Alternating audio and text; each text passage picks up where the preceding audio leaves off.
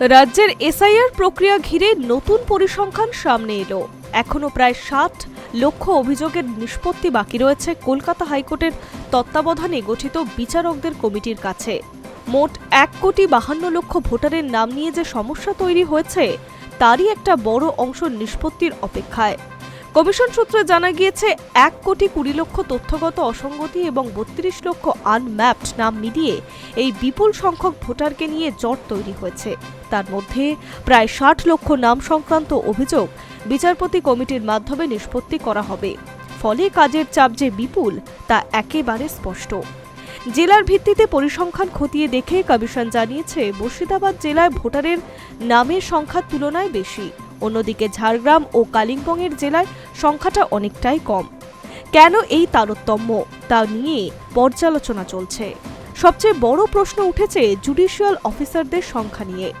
রাজ্যের তরফে এখনো পর্যন্ত ২০২ জন জুডিশিয়াল অফিসারের নাম পাঠানো হয়েছে, অথচ কমিশনের প্রয়োজন ছিল ২৯৪ জন। যদিও কমিশনের দাবি এই সংখ্যা বাড়তে পারে। পর্যাপ্ত আধিকারিক না থাকলে অভিযোগ নিষ্পত্তির গতি স্লথ হওয়ার আশঙ্কাও থাকছে। একই সঙ্গে মনে রাখা প্রয়োজন ২৮ তারিখ চূড়ান্ত ভোটার তালিকা প্রকাশিত হবে। সেই অর্থে ৬০ লক্ষ অভিযোগ খতিয়ে দেখতে হবে মাত্র ৫ দিনের মধ্যে। তাই আদালতে সময়ের মধ্যে কাজ সম্পন্ন হবে কিনা তা নিয়ে দ্বন্দ্ব রয়ে যাচ্ছে। এসআইআর সংক্রান্ত বিষয়ে সুপ্রিম কোর্ট গুরুত্ব নিয়ে দায়িত্ব পালন করছে এবং সেই দায়িত্ব দিয়েছে কলকাতা হাইকোর্টকে। সেই প্রেক্ষিতে কলকাতা হাইকোর্টের বিশেষ বৈঠকও হয়েছে।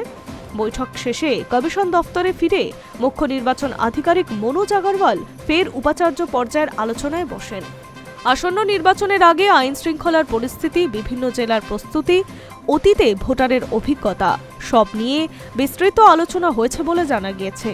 বৈঠকে উপস্থিত ছিলেন রাজ্যের পুলিশ প্রধান পীযূষ পাণ্ডে, মহানগর পুলিশ কমিশনার, রাজ্যের পুলিশ নোডাল আধিকারিক এবং কেন্দ্রীয় রিজার্ভ বাহিনীর শীর্ষ কর্তারাও। কেন্দ্রীয় বাহিনী মোতায়েন নিয়ে গুরুত্বপূর্ণ নীতিগত কাঠামো তৈরি হয়েছে। কোথায় কত বাহিনী রয়েছে, কোথায় প্রয়োজন, এই সব বিষয় খতিয়ে দেখা হয়েছে। কমিশন স্পষ্ট জানিয়েছে যেখানে সমস্যা চিহ্নিত হবে সেখানে কেন্দ্রীয় বাহিনী পাঠানো হবে, তবে রাজ্য পুলিশের সহায়তায় সেই ব্যবস্থা কার্যকর করা হবে। সব মিলিয়ে এসআইআর ঘিরে প্রশাসনিক ও আইনি প্রক্রিয়া এখন চূড়ান্ত পর্যায়ে। বিপুল সংখ্যক অভিযোগ নিষ্পত্তির চ্যালেঞ্জ সামলে স্বচ্ছতা বজায় রাখাই এখন মূল লক্ষ্য। প্রসঙ্গত, মার্চেই ২ দফায় ৪৮০ কোম্পানির বাহিনী আসছে রাজ্যে।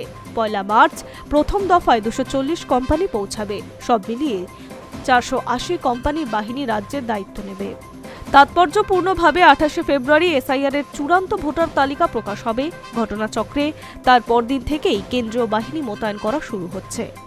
গত বিধানসভা ভোটে ১১০০ কোম্পানি কেন্দ্রীয় বাহিনী মোতায়েন করা হয়েছিল, কিন্তু এবার সেই সংখ্যাটা আদতে কতটা হবে তা এখনই পরিষ্কার নয়, কারণ ২০২১ সালে ভোট হয়েছিল ৮ দফায়। এবার জল্পনা অনেক কম দফার ভোট হতে পারে বাংলায়। এক্ষেত্রে বাহিনীর সংখ্যা আরও বাড়তে পারে। Hi news network.